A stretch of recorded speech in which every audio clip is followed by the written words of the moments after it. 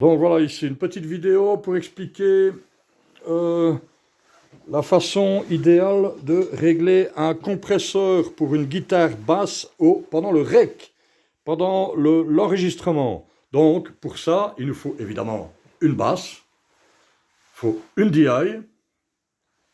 un préampli, le compresseur, un DAW.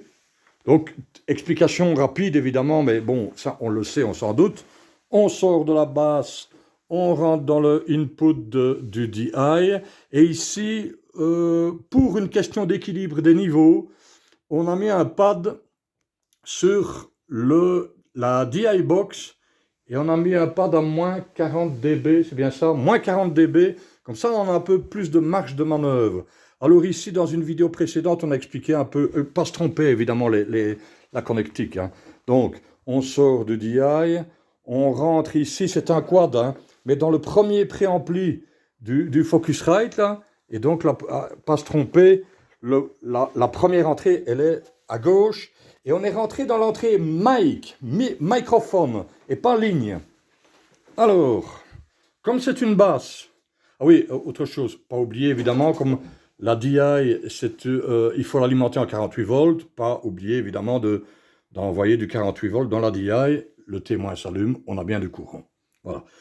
Donc ici, on a bien sélectionné sur notre préampli l'entrée microphone, hein, et on a ici la plage dynamique, la plage de rentrée, 43 dB, on l'a mise à peu près à 0 dB, mais le débattement de l'aiguille pour le préampli, c'est quoi une zone comprise entre 0 et... moins 10, moins 5. Ok, alors, en fait ici, j'ai appris un truc assez intéressant. Ce qu'on peut faire, c'est aller reprendre après le plugin.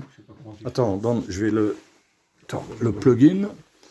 Donc, en fait, nous avons été chercher ici les plugins de chez Wave. Ici, Load, Blackie. J'ai pris une voix. Blackie, une voix. Voilà. Et on s'est inspiré tout simplement de ce que les presets proposent ici pour la compression, pour le record de la compression. Donc souvent, on fait... Donc ça, c'est le gain d'input hein, sur le compresseur. 10 heures, 2 heures. 10 heures, 14 heures. L'attaque à 3 combien 3, 4 3, 4 et le release à fond. Et le ratio sur 4 pour 1. Eh bien, en fait, c'est ce qu'on a fait ici. C'est plus ou moins ce qu'on a fait. Une voix, pardon, c'était... Oui, oui, tu as raison. C'est une basse qu'on devait prendre. Donc je reviens ici. Je reviens, mais c'est sensiblement la même chose.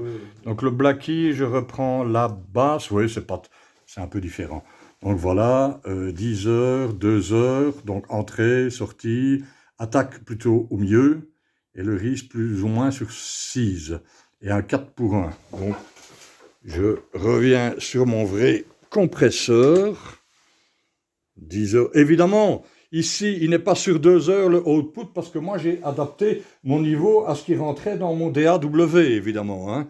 Donc, on a bien vu, ici, l'attaque, elle est bien au milieu et le release est bien plus ou moins la même position et 4 pour 1. Voilà. Et on vient de faire un test avec une basse qui, on voit bien ici le dernier recording. Le dernier recording, il a été traité comme tel. On va l'écouter un tout petit peu. On entend pourtant des octaves, hein, l'octave basse, octave haute. Or, on voit dans la waveform qu'on a sensiblement la même largeur de dynamique. Attends, ce qui... ta vidéo où il n'y a pas de compresseur. Ici, ici. Là, ici, cette partie ici, c'est sans compresseur et on voit évidemment des écarts de dynamique. Ah oui, ici, c'est flagrant. Voilà. Donc ici, on a... Oui, c'est ça. Donc on a ici un jeu qui est joué à l'octave. Ici, sans compresseur. Hein. Très fort. Et là, dès qu'on joue l'octave basse, le son, ben, ça disparaît. La basse disparaît. Ouais. Alors qu'on a un peu plus loin ici le même jeu, mais joué, enfin qui est pris à la prise avec le compresseur. On écoute. Voilà.